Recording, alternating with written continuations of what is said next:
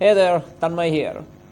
Few days back, I was, in the live session of, I was watching a live session of David Meltzer, and I asked him a question. I typed a question for, how I can market, how I can do, branding of a villa. So I have a client for whom I am doing actually a branding, and I need a strategy for the branding. So I asked David Meltzer that what can be, what should be included in a branding strategy for the villa. So he gave me a hint, because it's not possible to explain what is the strategy and what you should do for deeply explain in the live session. That's why he only gave me the hint of what I should do to brand a villa. So here is the answer. You got the best business of your time. Now raise the money, hire experts, and go.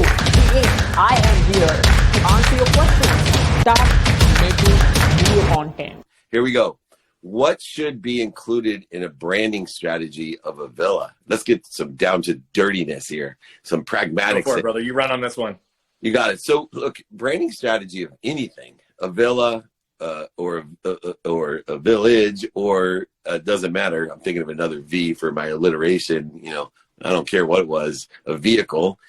Anyway, when you're branding something, the strategy is very simple. One, to find the frequency. I call it the Shakespearean revival, right? To thine own self be true. And those like Brian Bogart that are capable of finding themselves, not worrying, they'd rather have people hate them for who they are than love them for who they're not, but being comfortable in your own skin of who you are. And then, only then, when you find your frequency, like a Dr. Pimple Popper, for example, then you have to capture it in this marketing strategy, this branding strategy.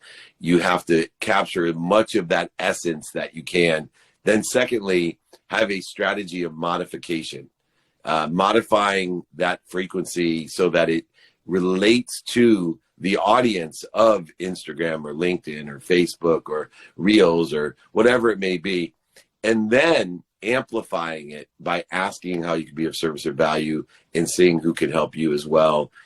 And most importantly, have a perpetual strategy for your brand, because like everything else in the universe, it aggregates, it expands, it excels, it compounds on itself.